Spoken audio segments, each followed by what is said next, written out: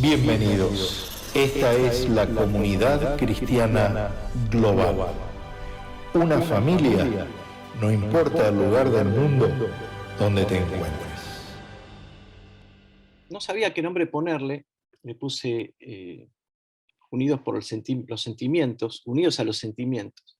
Y esto se basa un poco a que en el libro de Filipenses leí estos dos versículos, o cualquiera podemos leerlos, y encontramos estos dos versículos: regocijaos en el Señor siempre. Ahora os digo, regocijaos, ¿no? Y me llamó la atención la palabra siempre. Todo lo puedo en Cristo que me fortalece. Y uno cuando lee esto dice, bueno, Pablo evidentemente no estaría tan mal en ese momento. Quizás cuando escribió esto estaría mirando un atardecer en algún lugar muy, muy lindo, con buen clima, comiendo bien, pero exactamente es todo lo contrario. Pablo no estaba en un lugar paradisíaco ni nada de eso, sino que cuando escribió esto estaba en la cárcel, seguramente con los pies en el cepo, comiendo mal, sufriendo frío, sufriendo hasta torturas y todo. Sin embargo, escribía regocijaos en el Señor siempre, otra vez digo regocijaos. Pero también escribe otra cosa, ojo, espero en el Señor Jesús enviaros pronto a Timoteo, para que yo también esté de buen ánimo al saber de vuestro estado. Y también escribe, pues en verdad estuvo enfermo, hablando de Epafrodito. Epafrodito era la persona que vino de Filipos a Roma, donde él estaba preso, a traerle una ofrenda. Caminó casi un mes para poder llevar una muy buena ofrenda, porque en Filipos tenían un buen poder adquisitivo, y le llevó la ofrenda, pero incluso algunos historiadores dicen que Pablo tenía que pagar esa cárcel, tenía que pagar mientras llegaba la sentencia, tenía que pagar incluso a sus guardias, y estuvo enfermo a punto de morir. Pobre Epafrodito fue que colaboró con él y estuvo a punto de morir, pero Dios tuvo misericordia de él, y no solamente de él, sino también de mí, para que yo no tuviese tristeza sobre tristeza. Y acá estábamos en un plano espiritual muy grande. ¿Y qué fue lo que pasó acá? Bueno, acá Pablo está hablando de la condición humana. Acá Pablo está diciendo, nosotros también sufrimos y lloramos como todos, y no podemos deshumanizarnos. Entonces, hay que aclarar que le está escribiendo a los filipenses. Filipos era una comunidad agrícola, y fue muy famosa en el año 42 a.C. por un evento muy, muy, muy importante, que fue la batalla de Filipos. Fue tan importante que incluso aparece en 4 películas. Una de ellas, en la película de Joseph Mankiewicz, que es Cleopatra, que más que conocida por Joseph Mankiewicz, es conocida por Richard Burton y Elizabeth Taylor. También aparece en el año 50 la película en 1970, la película Julio César con Charlton Heston, aparece la batalla de Filipos. E incluso en la última serie de Roma aparece la batalla de Filipos. Parece que es algo muy importante, y lo fue. De hecho, se enfrentaron en Filipos dos ejércitos romanos, porque era una guerra civil. Entonces, ¿qué fue lo que ocurrió? El ejército de Marco Antonio y Octavio, que pertenecían al triunvirato, y el ejército de Bruto y Casio, que eran republicanos, se enfrentaron en Filipos. Uno venía de Asia Menor y otro de Roma. Fue una batalla tremenda, tremenda, por donde se la mire. El triunvirato llevaba 18 legiones y 13.000 jinetes, y el ejército de Bruto llevaba 13 legiones y 20.000 jinetes. Había juntado muchos jinetes en el camino mientras iba yendo, y tratando de esquivar la avanzada de Marco Antonio, juntó muchos jinetes. Fue una batalla tremenda, que no se usó, por así decirlo, la tecnología. Tecnología, hablamos de catapultas y todas esas catapultas, sino que por estrategia de Marco Antonio fue una lucha de cuerpo a cuerpo. ¿Y por qué una lucha de cuerpo a cuerpo? Era un lugar ideal, no solamente para un cuerpo a cuerpo, sino que había mucha polvareda, mucha, pero mucha. Entonces era muy difícil dar órdenes y cuándo ejecutar las cosas. Entonces iba a predominar lo que era la habilidad personal para la lucha. Como vemos acá en la serie de Roma, que lo refleja perfectamente, una lucha cuerpo a cuerpo con mucho polvo, muchísimo polvo, donde no se podía dar órdenes. ¿Y qué pasó en esa batalla? ¿Cómo terminó? Y bueno, en realidad Casio y Bruto pertenecían a lo que era el ejército republicano, que eran los que habían matado a César. Fueron 2 batallas y cayeron prisioneros, muchos prisioneros, y mueren Bruto y Casio. Bruto se termina suicidando. Y muchos soldados se enrolan en el ejército triunvirato, pero muchos soldados permanecen en Filipo como veteranos. De ahí que tenían un gran nacionalismo patriótico. Y debido, como premio a esa gran batalla, Filipo se convierte en colonia romana. Y muchos de esos veteranos se convierten al Evangelio. Tengan en cuenta que Filipo era una colonia romana y los romanos tenían muchos privilegios, eran veteranos, eran adinerados, eran ostentosos, eran orgullosos. Y en medio de esa ciudad, donde estaban estas personas de gran poder adquisitivo y muy orgullosos, aparece Pablo. Y aparece Pablo con un mensaje diferente, diciendo, señores, la verdadera grandeza ante Dios, imitar la humildad de Cristo y de convertiros en siervos de Cristo. Entonces, pero algunos veteranos no solo creen, se convierten, y son muy fuertes porque eran veteranos de guerra y prósperos, y fueron atraídos por el mensaje, y esto amenazaba todo lo que era el estatus romano. Por eso Pablo, cuando se presenta, tiene algunos problemas y va en Filipos.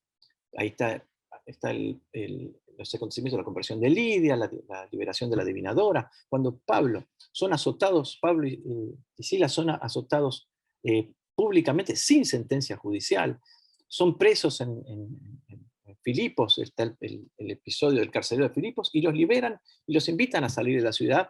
Un poco los liberan, los invitan a salir de la ciudad porque se dieron cuenta que eran romanos. Alguien dijo, pero no se dieron cuenta que eran romanos. ¿Qué hicieron? ¿A quién le pegaron?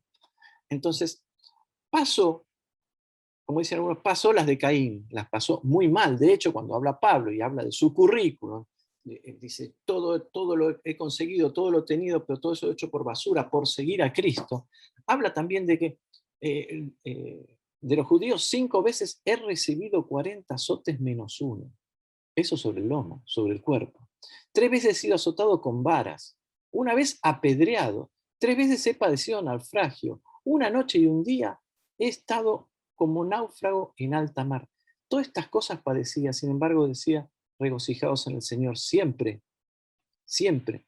Pero ¿qué pasa? Estas personas no se conmueven, nada lo perturba y siguen adelante. Y estamos hablando de cuando fue apedreado, ¿no? Tengan en cuenta que cuando eran apedreados era una tradición judía, a los blasfemos, a los adúlteros, a los que inciten a honrar a otros dioses, a adorar a otros dioses, y ahí aplicaban Pablo, a los hijos rebeldes, etc. Dice, entonces vinieron los judíos de Antioquía y de Ícono, que persuadieron a la multitud, y habiendo apedreado a Pablo, le arrastraron fuera de la ciudad pensando que estaba muerto, pero rodeándole los discípulos, se levantó y entró en la ciudad. Al día siguiente salió con Bernabé para Derbe. Y después de anunciar el evangelio en aquella ciudad y de hacer muchos discípulos, volvieron a Listra, Ícono y Antioquía. Y uno lo lee rápido, fácil, pero tengan en cuenta que lo apedrearon. Apedrearon no son 5 chicos tirando piedras, que dicen, bueno, le pegan, si no le pegan, no le pegan, y si saliste, estás vivo, te perdono. Es una cosa totalmente diferente. Yo escuchaba una vez a Marcos Vidal y él decía que él creía que en ese momento, cuando lo apedrearon, Dios lo levantó de los muertos. O sea, que lo resucitó. Tengan en cuenta que se hacía un pozo, se lo colocaban a la persona y se le arrojaban rocas. La persona no moría solamente por los golpes, sino que moría por aplastamiento. Era como si te cayera un muro. Entonces tenía fracturas en el tórax, en la cabeza, base del cráneo, hemorragias internas, roturas de vasos, fracturas expuestas en las piernas, se moría. O sea, después que lo cubrían con las piedras, vos veías los hilitos de sangre que salían y listo, se terminó. Morían apedreados. O sea, era una muerte como dije recién, por aplastamiento. Y habiendo apedreado a Pablo, lo arrastraron, claro, lo sacaron las piedras, lo sacaron muerto, lo arrastraron, lo tiraron ahí, los discípulos lo rodearon, lo miraron, y Pablo se levantó y dijo, bueno, ¿dónde íbamos? ¿Dónde teníamos que ir? Y teníamos que entrar en la ciudad. Bueno, vamos. Y al otro día salió. Cualquiera que tiene una lesión no puede caminar. Evidentemente lo restauró, lo resucitó Dios de los muertos. Todo esto padeció Pablo. Todos estos milagros recibió Pablo en nombre de Dios. Dios lo hizo por él. Dice, a hombres de fe, pero sufrían. Porque porque eran hombres reales. Y no perdieron la condición humana. Tenían dolor, la pasaban mal, como Elías cuando decía, yo no doy más, Señor. Yo no soy mejor que mis antepasados. Porque había dolor, había momentos de dolor. Tengan en cuenta que cuando dice, trae cuando vengas, le dice Timoteo, cuando vengas el capote que dejé en Troas. Él estaba en la cárcel. Estaba en la cárcel.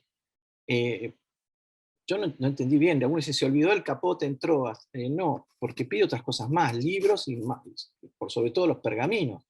Generalmente estuve leyendo datos y Spurgeon tiene una teoría de que cuando apresaban a alguien, los soldados se quedaban con algún souvenir.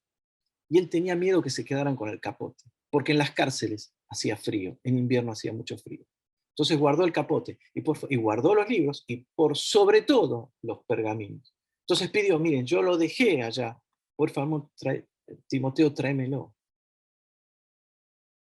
Tráemelo porque acá hace frío, porque lo sufría, porque eran hombres reales. Y si podés, si tenés tiempo, si te haces un rato, venía a verme. Venía a verme en lo posible antes del invierno. Entonces, el ser humano pasa muchas cosas. Si hay exceso de pasado, probablemente haya depresión. Si hay exceso de futuro, probablemente haya ansiedad. Si hay exceso de presente, y hay estrés. Y muchas veces eso está manejado por el temor, pero si hay exceso de temor, va a haber miedo. Y si hay exceso de miedo, hay pánico. Tengamos en cuenta que el miedo debilita. Todos lo sentimos, todos lo podemos sentir. El miedo debilita. El miedo le pasó a Pedro, llegó a negar al Señor. Es miedo. Pero nosotros sabemos que la fe nos fortalece, que el miedo nos desanima, pero la fe nos va a alentar, que te enferma el miedo, pero el Señor nos sana. Y entonces tengamos en cuenta de que aparece un versículo muy importante, que es el que leímos antes, que es todo lo puedo en Cristo que me fortalece. Este es un versículo que muchos lo usan de comodín. Se aprende fácil, entonces lo usan para todo. Entonces he escuchado decir cosas en las cuales este versículo no está diciendo eso.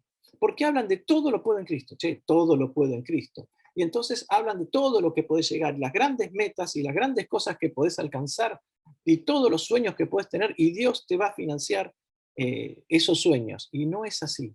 Y no es así. El Señor, Dios no te sponsorea todo lo que se te ocurra y todo lo que vos quieras. Este versículo habla de otra forma, algo totalmente diferente. Está todo centrado en que me fortalece. Todo lo que estaba pasando Pablo. Entonces, nada los perturba, nada los conmueve, sí, nada los destruye, no tienen dolor, no tienen nostalgia, porque Epafrodito estaba mal, porque sabía que en Filipos estaban sufriendo porque él estaba enfermo. Eso se llama nostalgia. Y sufrían, pero ¿cómo puedo todo esto? Porque Cristo, todo lo puesto porque Él me fortalece. Entonces en Filipenses habla de, para mí el vivir es Cristo y el morir es ganancia. ¿Por qué? Porque Pablo estaba esperando una sentencia, o estaba libre o era ejecutado, o sea, el hacha lo iba a decapitar. Por eso dice, para mí el vivir es Cristo. ¿Por qué? Porque si vivo, voy a comenzar más comunidades para Cristo, voy a seguir trabajando, y si muero, voy a estar con Cristo. Que en realidad, para mí el vivir es Cristo, Pablo lo explica bien, en realidad es morir por Cristo, es participar en la historia de Cristo. Y nosotros tengamos en cuenta que la fe, los hombres de fe también tenían sentimientos, dolor, nostalgia, temor, angustia, empatía, alegría, todo lo que se les puede ocurrir, todos esos sentimientos. Pero mucha gente dice, no, ¿por qué llorás? Porque se me murió un pariente. ¿Por qué llorás? ¿Por qué estás mal? Porque hay dolor. Jesús lloró. Pero tenés a Cristo, estás llorando a tu esposa que ha muerto, a tu esposo que ha muerto, sí, las viudas que lloran, ¿cómo puede ser si es cristiana? Jesús lloró a Lázaro, la iglesia lloró a Dorcas, lloró a Esteban, porque se siente. No podemos separarnos de la naturaleza humana, o sea, no podemos no tener sentimientos, el cristiano no puede ser una persona que todo le resbala porque está en Cristo, lo siente. Y yo rescato la palabra empatía, ¿no? Y la palabra empatía es, como dice el apóstol Pablo ahí, no mirando cada uno por lo suyo propio, sino cada cual también por lo de los otros. Y eso me hace acordar una vez que estaba en una reunión de jóvenes y yo les propuse que saludaran al de al lado, no a todos, al de al lado, al que tenían al lado. No quería que se armara toda la milonga de los saludos a todos, no, no, no. Y todos se saludaron con la mano. Todos se saludaron con la mano. Entonces les propuse que durante un minuto con esa persona se miraran a los ojos. Solamente que tuvieran contacto visual, que se miraran, que pensaran en lo que siente la otra persona, que a veces por los ojos te puedes dar cuenta, que sufren tanto como ellos y tienen problemas tanto como ellos, y están pidiendo, todos estaban pidiendo ayuda. Costó mucho, muchísimo. La mayoría no podían mirarse durante un minuto. No podían. No sé qué pasaba. No podían. Hasta que cuando pasó el minuto y se pudieron mirar, le dije, ahora salúdense. Y cuando se saludaron, no se dieron la mano, se dieron un abrazo. Para mí fue una sorpresa, porque fue un experimento que hice en ese momento, pero eso se llama empatía. ¿Por qué? Porque todos tenemos sentimientos, estamos atados a un sentimiento, vivimos, somos seres humanos. Los protagonistas de esta historia eran Pablo, Timoteo y Epafrodito. ¿Cómo pudieron ir adelante? Porque tuvieron comunión, se ayudaron entre ellos, se daban ánimo, ánimo. Esto me hace acordar a la historia de un argentino que corrió en las Olimpiadas y ganó la maratón de 42 kilómetros en Londres, Delfort Cabrera, que cuando faltaba muy poco iba tercero y ya no daba más, pero escuchó que alguien del público gritó, argentino viejo, no más.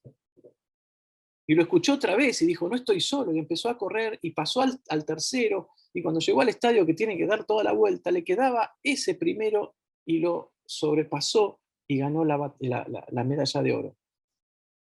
Y ahí te das cuenta el poder de darse ánimo, de mirar a los demás. Pablo y Timoteo, siervos de Cristo, dice, estaban juntos, trabajaron juntos en la escritura de la carta a los filipenses. Pero acá la palabra siervos está un poquito cambiada, porque del griego es la palabra doulos. Entonces, ¿qué quiere decir? La palabra griega no es no significa siervo, sino esclavo o siervo con un pacto, que es lo mismo. Se refiere a un esclavo que aún habiendo obtenido su carta de libertad, decide servir a su señor por amor y agradecimiento. Y dice, pero ¿por qué está cambiada la traducción? Porque en realidad no era lo mismo la esclavitud que antes que la esclavitud que empezó en el siglo XVIII. Antes uno era siervo, uno era empleado, pero en el siglo XVIII empezó la trata de personas. Entonces en la Biblia no podía figurar la palabra esclavo. Y eso se entiende. Era un esclavo que había obtenido la carta de libertad, que había sido libertado, pero había decidido servir a su Señor por amor y por agradecimiento. Y eso es lo que tenemos nosotros. El Señor nos libertó y lo seguimos por agradecimiento. Y habla de sentimientos, sí, la Biblia habla de un mismo sentir. Y en capítulo 3 habla, pero aquello que hemos llegado, sigamos una misma regla, sintamos una misma cosa. Completad mi gozo, sintiendo lo mismo, teniendo el mismo amor, unánime, sintiendo una misma cosa. Y después viene el problemita. Luego, ruego, Evodia y Asíntique que sean, en el capítulo 4, que sean de un mismo sentir del Señor. Ahí había un cortocircuito, había chispas, algo pasaba, y entonces pide ayuda. Y le pide ayuda a alguien. Le pide ayuda a alguien. Ayúdame. ¿A quién? Dice, asimismo te ruego a ti también, compañero fiel, que ayudes a estas que combatieron. Estamos hablando de que combatieron, no eran simples miembros, no eran alguien que colaboraba, combatieron.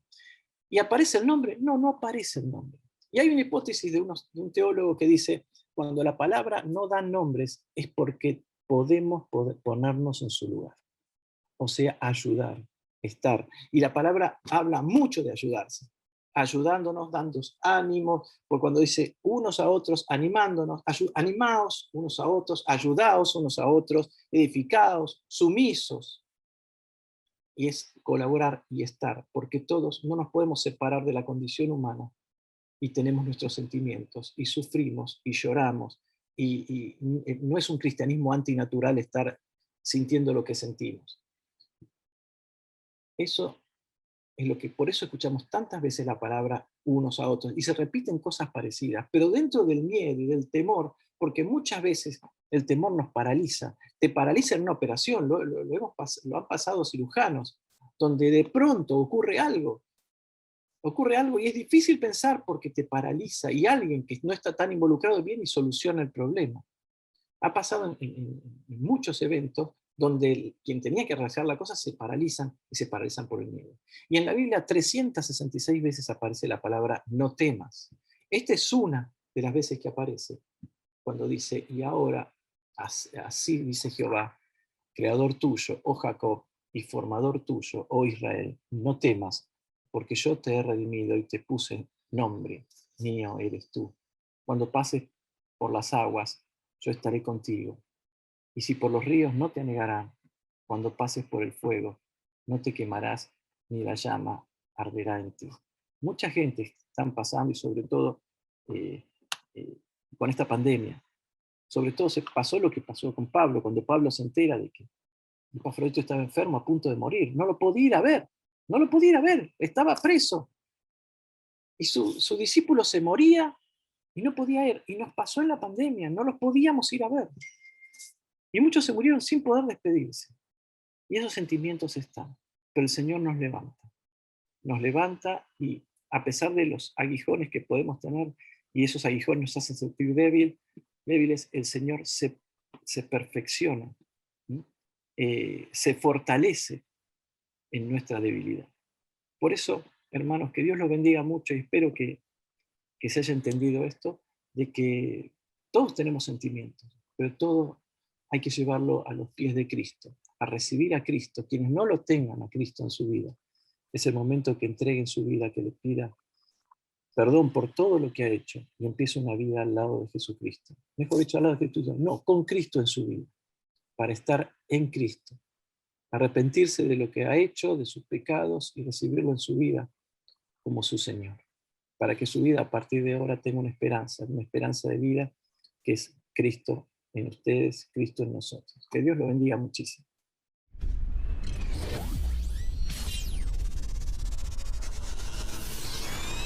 Te despedimos hasta la próxima. Un abrazo de tu familia, de la comunidad cristiana global. Somos familias, no importa el lugar del mundo donde te encuentres.